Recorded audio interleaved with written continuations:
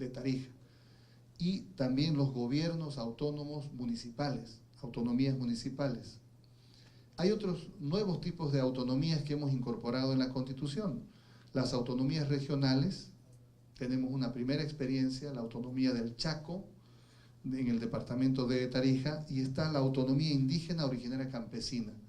Este es un nivel, un tipo de autonomía muy propia de nuestro país.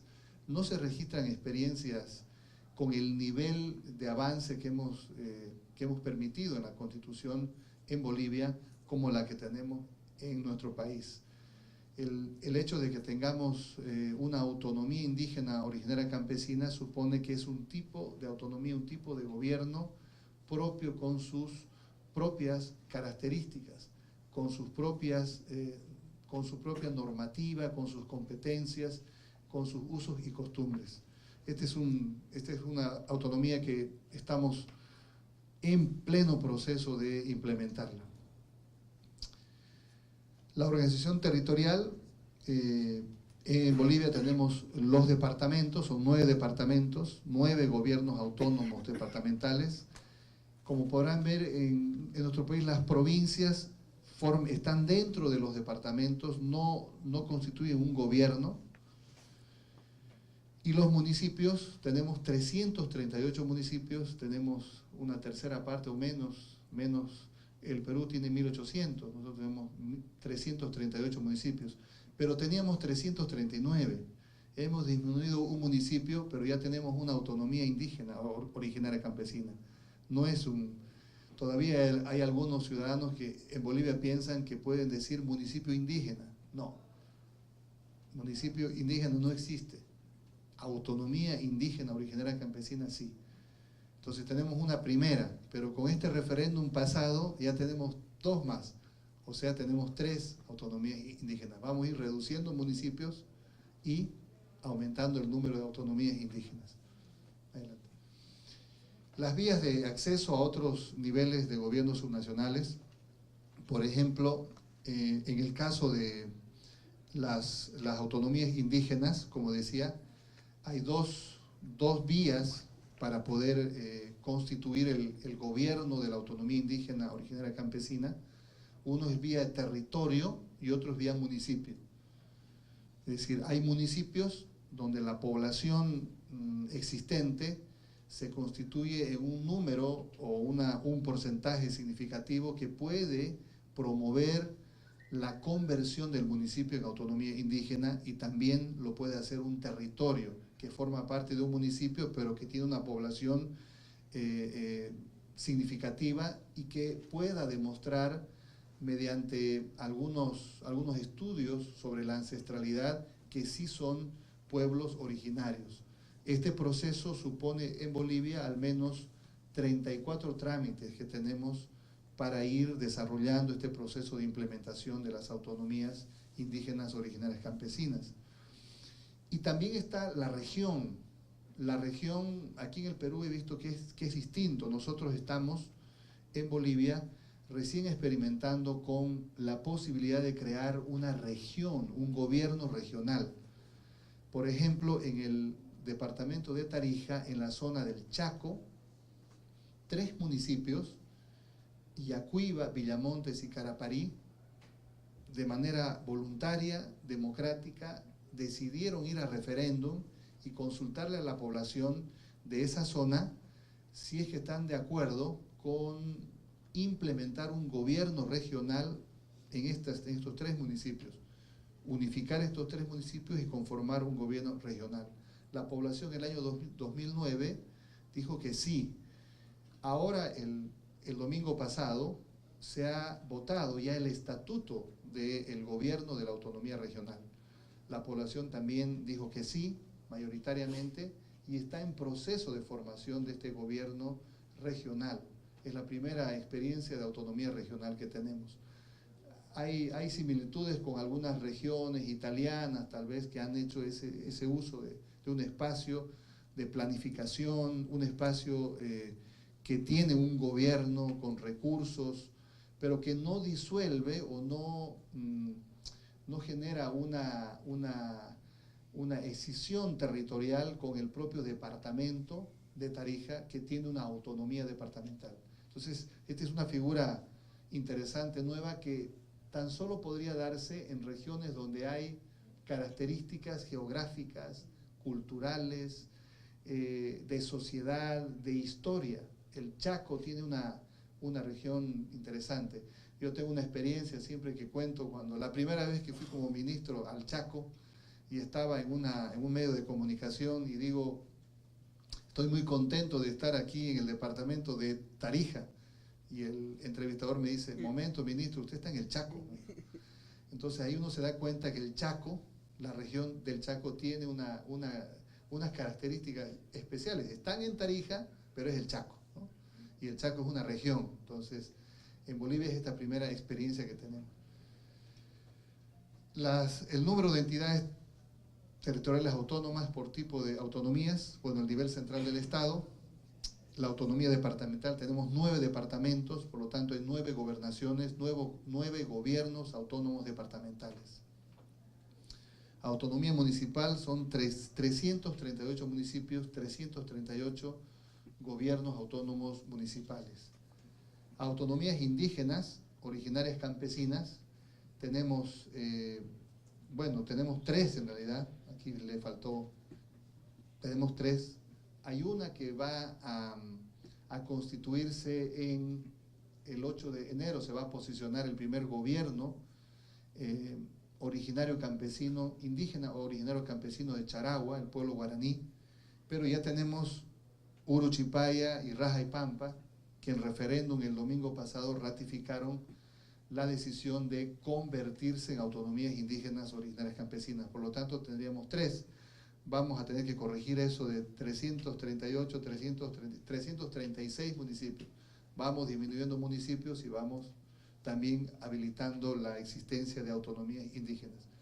Es un proceso de cierre contable, de desaparición del gobierno autónomo municipal respectivo y el nacimiento de una autonomía indígena con características distintas en cuanto al alcance competencial, en cuanto a la incorporación de usos y costumbres y el deslinde jurisdiccional. Y por último, una autonomía regional, la del Chaco, que les comentaba. Adelante. ¿Cuánto hemos producido ya de forma legislativa subnacional? En los últimos años, como los gobiernos autónomos, las entidades territoriales autónomas tienen capacidad legislativa, ya hemos producido alrededor de 4.269 leyes. Esto es importante porque estas leyes han ido construyendo ya en el proceso de aterrizaje en la descentralización la vigencia y la regulación de las competencias, toda una estructura normativa subnacional que va desarrollando también un perfil de desempeño, de ejecución de competencias, de acercamiento del Estado, de una normativa regulatoria, de regímenes, de políticas. Por eso es que este proceso legislativo subnacional se fortalece y se blinda una vez que entra en vigencia la norma básica institucional, la Carta Orgánica, el Estatuto, la Constitución, en todo caso, de estos gobiernos subnacionales. En principio, hemos tenido una producción legislativa un poco administrativa y declarativa, ¿no? Claro, en la primera etapa, los legisladores de los diferentes tipos de autonomías no tenían una noción tan profunda para poder producir leyes, y a veces empezaban con las leyes administrativas, con las leyes declarativas, ¿no? Ciudad amigable, ciudad universitaria. Pero ahí está el trabajo del Ministerio de Autonomías, de poder insistir, asistir a que se vaya desarrollando la regulación de competencias, leyes que pongan en vigencia competencias. Por ello, ya en una primera etapa teníamos 12% de legislación regulatoria, fíjense, entre el 2010 y el 2015, y a partir de ahora hemos ido subiendo ese nivel de legislación regulatoria. cuesta porque tenemos una dimensión distinta del Estado y encima que se ha dado un fenómeno que yo digo interesante también en ello, es que por vez primera el nivel central del Estado ha cualificado la administración, no lo digo porque soy ministro del nivel central del Estado, es porque Bolivia registra otros niveles de administración en el nivel central del Estado, al haber asumido la titularidad, la propiedad de los recursos naturales, otrora en manos de empresas transnacionales, el Estado y el nivel central del Estado ha asumido una mayor capacidad de administrar los recursos que ahora son de los bolivianos. Por lo tanto, nuestras empresas públicas del Estado no pueden ser deficitarias, no pueden estar bajo el esquema de la década del 60 o del 70, donde eran carga para el Estado. Nuestras empresas producen y generan los recursos suficientes como para ser sostenibles. Entonces, el nivel central del Estado se ha hecho más eficiente históricamente.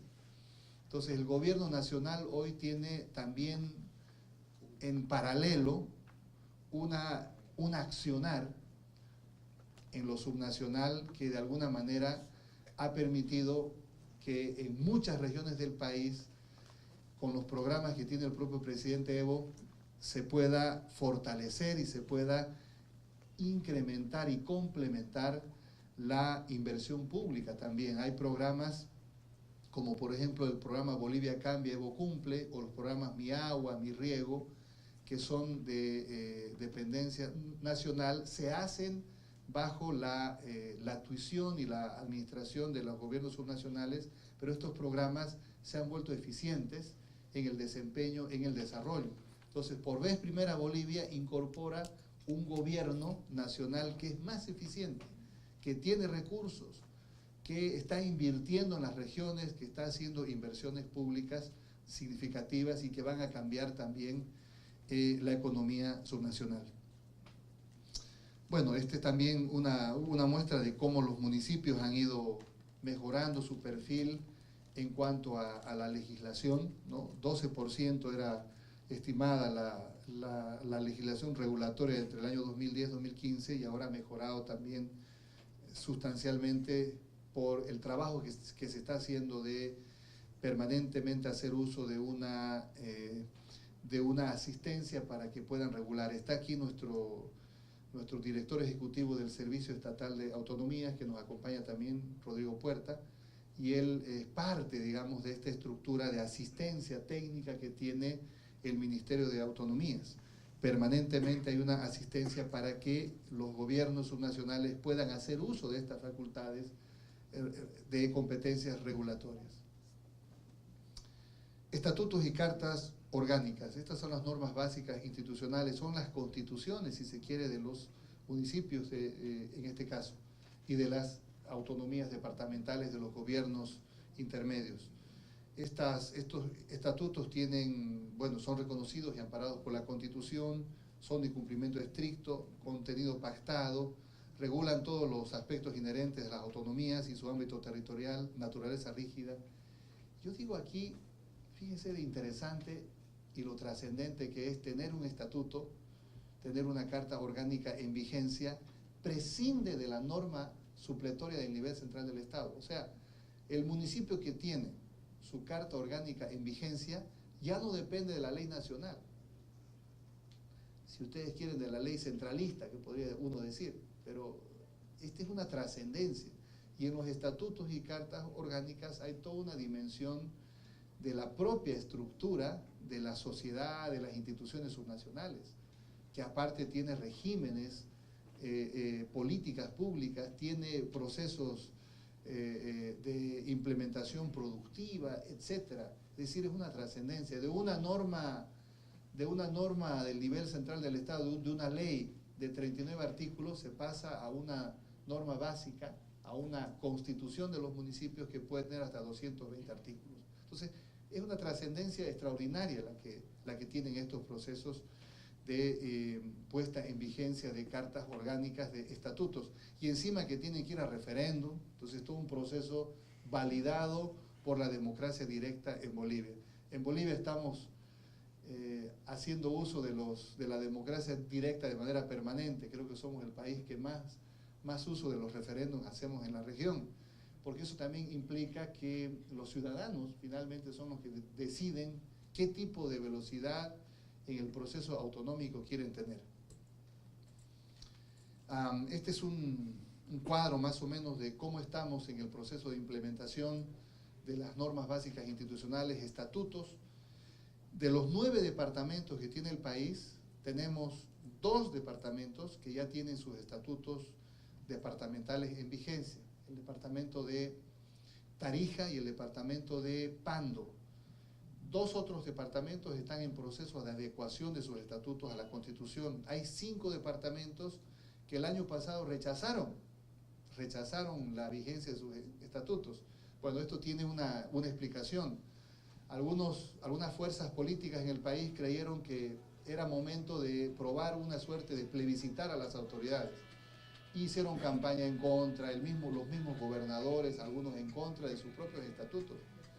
Cuando tal vez se tomaron el tiempo de leer lo que decían sus estatutos, que habían sido configurados por toda una estructura participativa, asambleístas, encontraban que en esos estatutos habían nociones, por ejemplo, de trasladar la administración de ciertos servicios, por ejemplo, en La Paz. Aquí está nuestro ministro consejero, que también es paceño. Y, por ejemplo, la autopista La Paz-El Alto, que es de administración hoy central, entrando en vigencia el estatuto de la autonomía departamental de La Paz, esa autopista pasaba a administración del departamento. Pero el gobernador hizo campaña en contra, ¿no? Yo diría, se tiró un tiro en el pie, ¿no? Y ahora, para volver a retomar la vigencia de un estatuto, tiene su tiempo, porque hay que construirlo con una metodología participativa, no es de la noche a la mañana. En otros procesos de cartas orgánicas ya tendríamos 12 cartas orgánicas en vigencia, tendríamos 12, ¿no? Tendríamos 12 cartas orgánicas en vigencia de las 338, entonces fíjense lo que tenemos todavía que resolver en Bolivia, pero hay 234 que están ya en el Tribunal Constitucional Plurinacional en revisión para obtener la constitucionalidad plena y someterla a referéndum. En autonomías indígenas, como les dije, tenemos 3 procesos ya en vigencia. Y está la autonomía regional de Tarija. Hemos querido incorporar un poco mejor este tema de la autonomía regional, porque sabemos que en el Perú hay regiones. Conversaba con el presidente de una región que debo visitar porque es una barbaridad que no haya ido al Cusco todavía yo, es imperdonable. Por lo tanto voy a hacer uso de no sé, algún taller, alguna cosa tenemos que hacer. Entonces hemos querido insistir un poco más con esto de la región, porque para ver si encontramos algunas similitudes, algo con el proceso de descentralización también que tiene nuestra hermana República del Perú. La autonomía regional del Chaco, Gran Chaco, en Tarija. Aprobación de la Constitución Política del Estado crea las autonomías regionales, se constitucionaliza la creación de la autonomía regional. Hay un referéndum que hacen los chaqueños, como así decimos muy cariñosamente, en los 3 municipios que sí, de manera voluntaria, aceptan ir a conformar un gobierno regional, los 3 municipios, en el año 2009.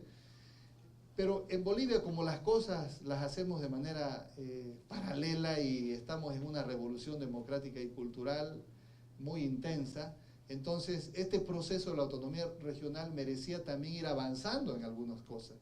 Y por ejemplo, en esta región del Chaco, de regalías por concepto de los recursos hidrocarburíferos, ya se reparten del 11% de esas regalías, el 45% a los 3 municipios. Quiero comentarles que las riquezas del gas más importantes de Bolivia, los campos más productivos de gas que están provisionando al Brasil y a la Argentina, están en esta región. Entonces, se imaginarán la importancia que tiene en términos estratégicos la región del Chaco. Están los pozos, por ejemplo, de esta región se provee el 60% de la energía que consume Brasil. Entonces se dan cuenta el tamaño de la economía que tiene esta región del Chaco es significativo.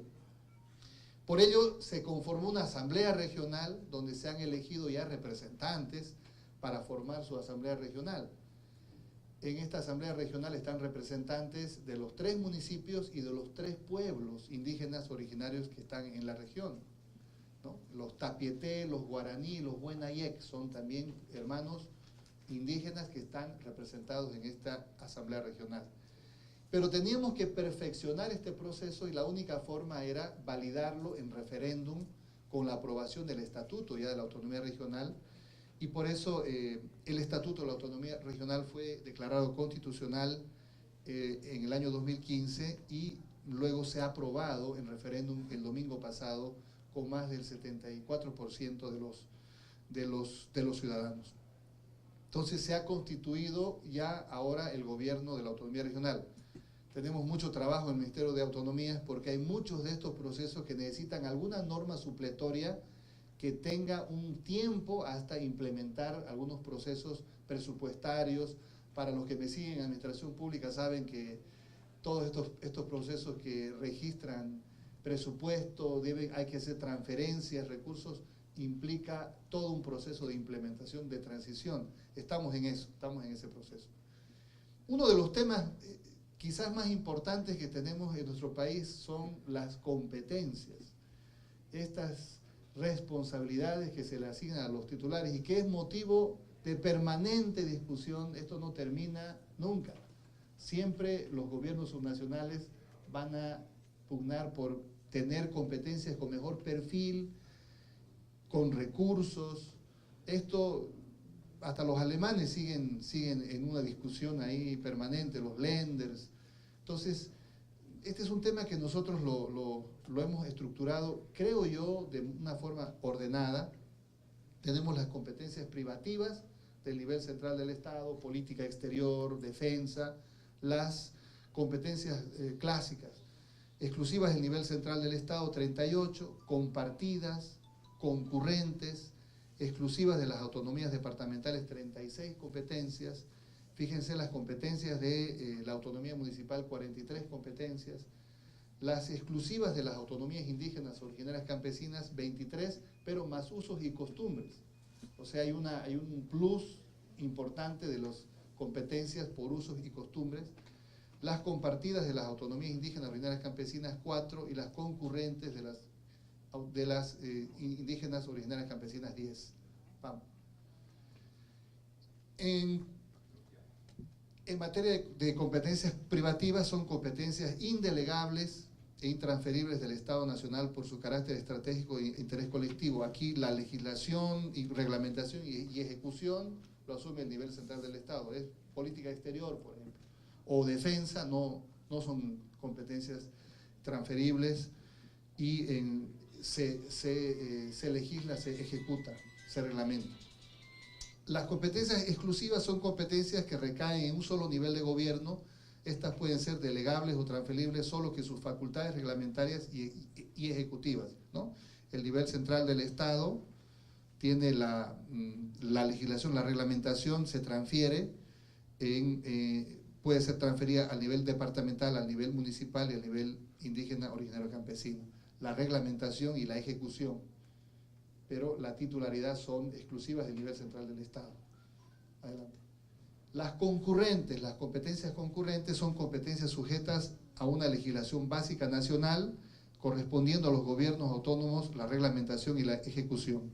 Aquí podemos ver también que el nivel central del Estado tiene una legislación básica, pero en reglamentación y ejecución son transferidas a las entidades territoriales autónomas.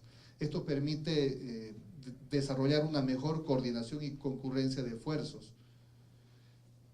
Estábamos viendo que ustedes también tienen una suerte de gabinete regional, un gabinete nacional ampliado, ¿no? Nosotros tenemos este tema competencial que es muy rígido, está bien delineado en la Constitución y en la Ley Marco de Autonomías, por lo que eso supone más bien la exigencia y la necesidad de que se pueda ir implementando la legislación subnacional.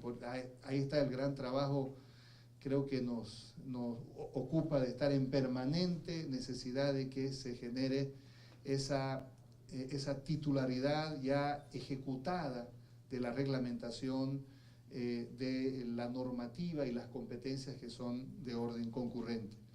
Las competencias compartidas son aquellas en las que la legislación básica nacional se reserva al Estado, la legislación de desarrollo corresponde a niveles subnacionales, así como la reglamentación, ejecución, administración y operación. También aquí compartimos en la reglamentación y ejecución con los niveles subnacionales. ¿Vamos? Avances, bueno, este es avances, fortalezas y debilidades. Pero esto es para que se fijen cuánto hemos crecido en los recursos públicos transferidos. Como les dije, Bolivia recuperó la soberanía de sus recursos naturales.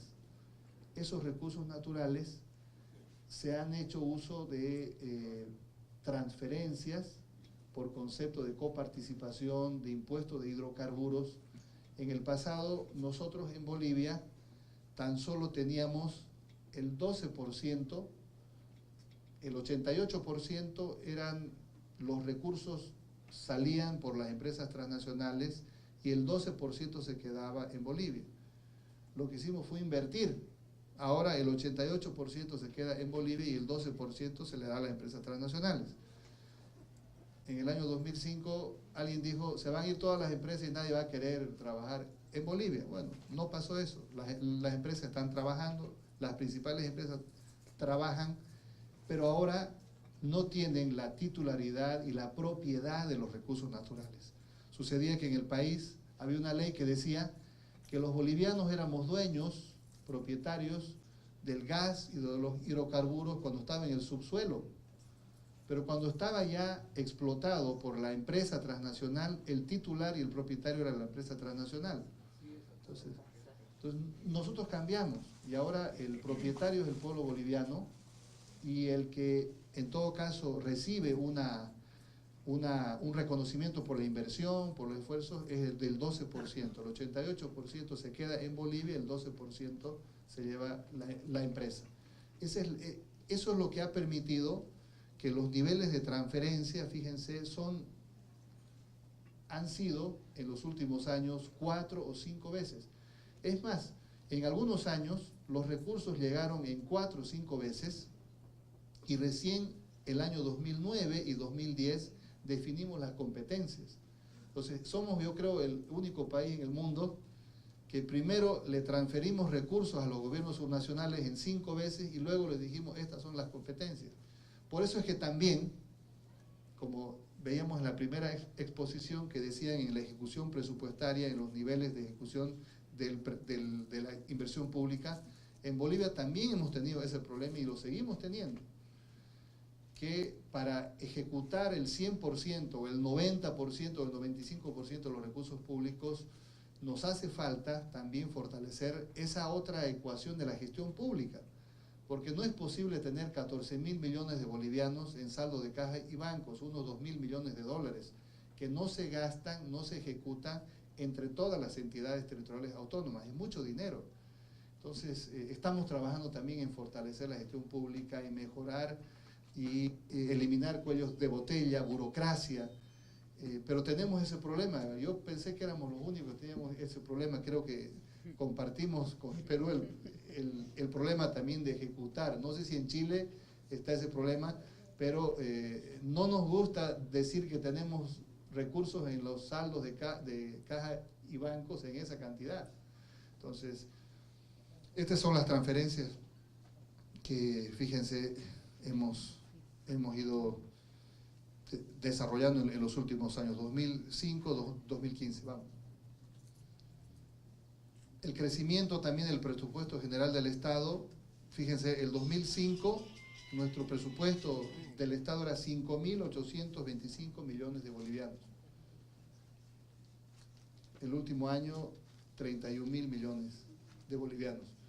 En realidad la economía boliviana ha pasado de 9.000 millones de dólares del Producto Bruto Interno del 2005 a 34.000 millones de bolivianos. O sea, hemos crecido 4 veces en los últimos 10 años. Obviamente que eso nos ha permitido tener otra dimensión como Estado y eso también ha influido e incidido en las regiones, en los municipios, en los gobiernos subnacionales. Este es un cuadro también de las necesidades. Fíjense cómo hemos ido mejorando, superando los niveles de pobreza extrema que teníamos en el país. Por lo tanto, hay un buen perfil. Vamos.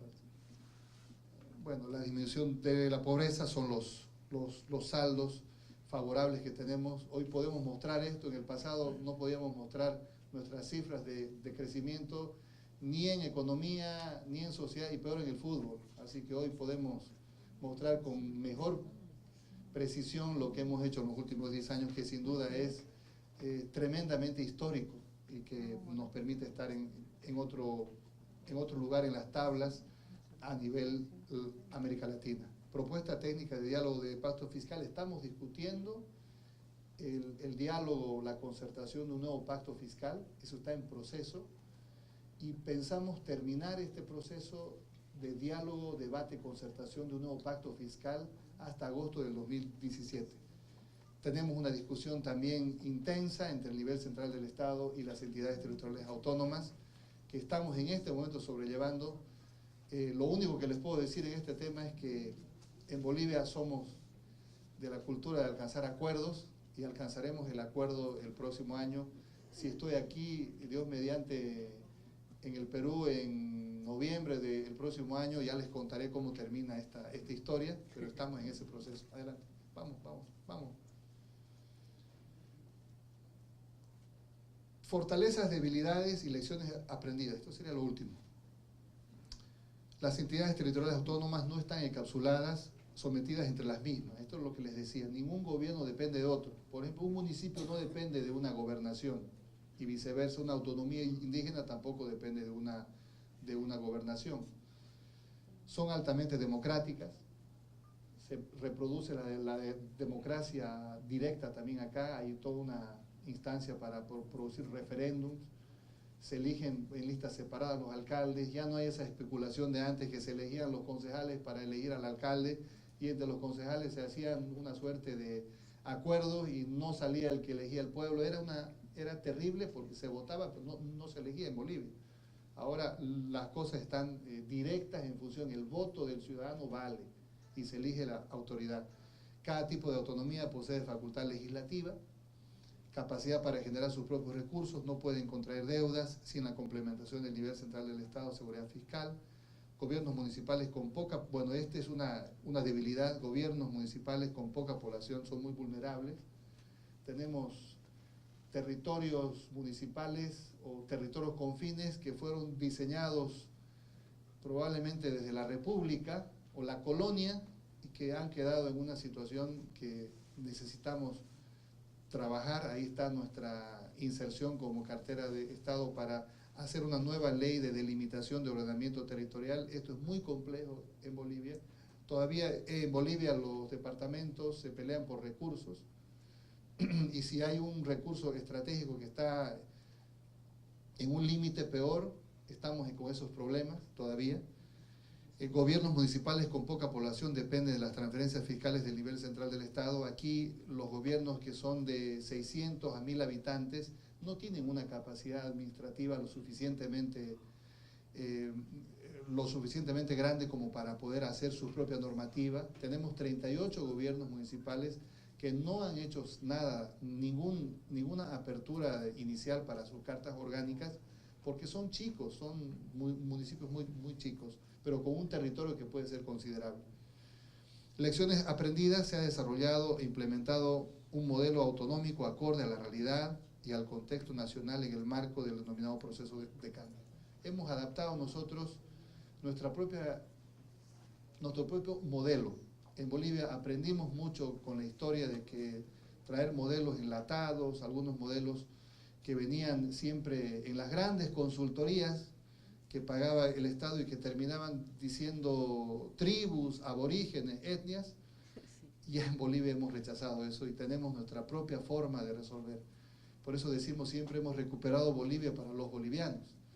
Y el proceso de cambio, como así lo denominamos, es toda una revolución que estamos haciendo. El presidente Evo encabeza esta revolución y pone el énfasis en esta necesidad de recuperar el tiempo. Nuestras jornadas laborales empiezan a las 5 de la mañana para los ministros, entonces tenemos una dinámica de recuperar el tiempo. Tal vez vamos a envejecer un poco más que algunos, pero esa es un poco la dinámica que hemos tratado de hacer. Sí. Gracias. La democracia local se está constituyendo en un espacio de la articulación de las dos tradiciones fundamentales de la vida democrática de nuestro país, la democracia representativa y la democracia comunitaria. Para nosotros, los pueblos indígenas, nuestro Estado plurinacional se cimienta por devolverles a los pueblos y naciones guaraníes, quechuas, aymaras, mojeños, chiquitanos, ese territorio que existía con todas sus condiciones para que hoy exista nuestro Estado plurinacional. Muchas gracias.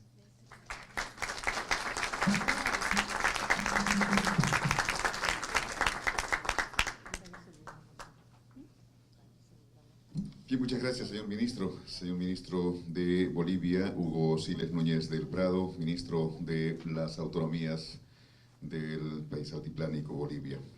Bien, vamos a... Listo, continuamos. Vamos ahora de Bolivia, vamos a Chile y vamos a invitar al señor Marcelo Villagrán, del Instituto Chileno de Estudios Municipales, sobre el tema proceso de descentralización en Chile. ¿Cómo es este proceso? ¿Cómo se lleva? ¿Cómo se desarrolla? ¿Cómo se enfoca? El señor Marcelo Villagrán es investigador del Instituto Chileno de Estudios Municipales, ICHEM. Recibimos, por favor.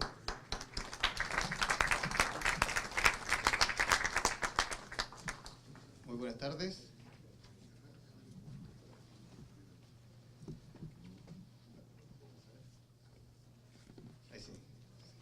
Buenas tardes, muchas gracias y un saludo para todos los acá presentes, amigos y amigas de Perú y por supuesto también a los invitados de Bolivia y Brasil.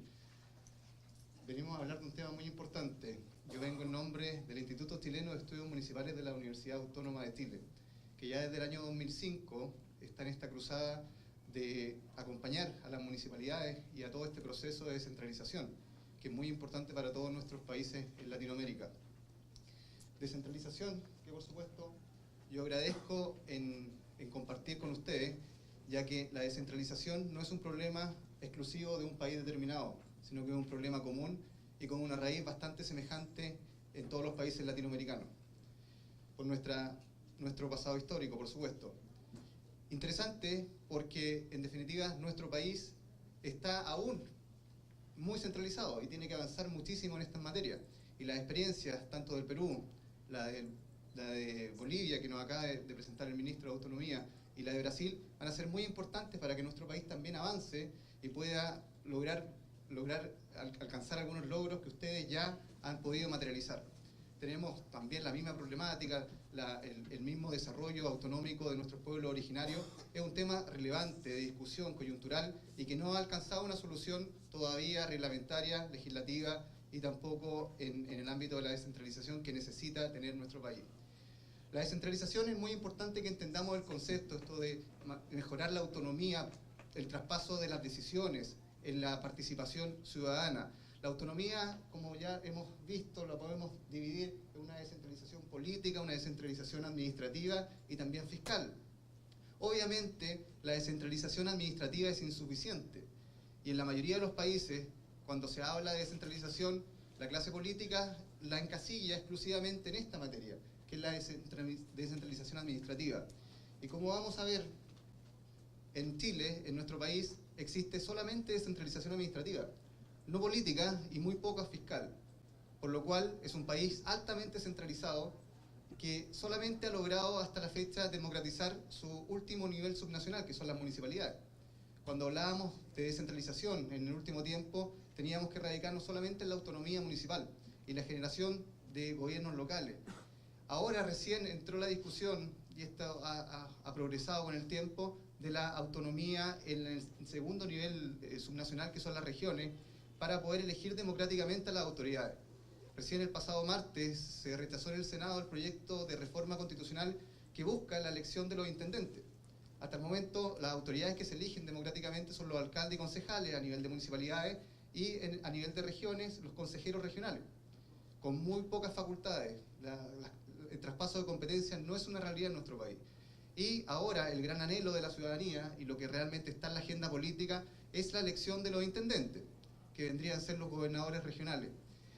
Esta legislación la quieren sacar para poder elegir a nuestros intendentes en la próxima elección presidencial, que vendría a ser a fines del próximo año, pero por los tiempos y también por el trámite legislativo que esto ha llevado, ya el mismo gobierno le ha sacado piso a esta reforma, por lo cual es muy poco probable que logremos alcanzar la elección de los intendentes del próximo año.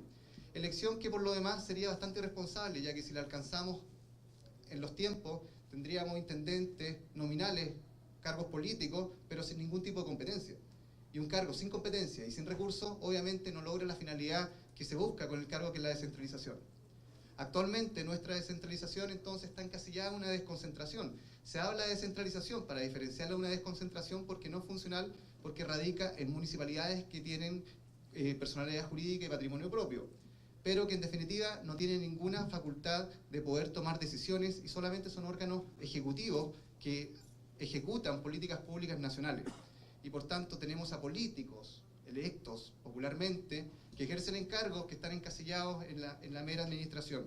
Esto producto de un tema netamente histórico. Nuestra conformación municipal data obviamente de la conformación histórica de todo el continente, ya que desde el 1700, con la llegada de Felipe V a la monarquía española, se instauró en toda Latinoamérica la herencia de Luis XIV de esta administración francesa centralizadora, y que heredó nuestro país y que se instauró muy fuertemente desde la independencia de Chile, con la primera Junta de Gobierno en 1810. Los primeros años de independencia habían algunos clamores para poder descentralizar el país políticamente. Por ejemplo, lo que José Miguel Infante trató de instaurar con las leyes federales en 1826, que después de fracasar trataron de sacar una constitución, la constitución de 1828, constitución liberal, que establecía asambleas provinciales para justamente tratar de compensar un Estado unitario, pero con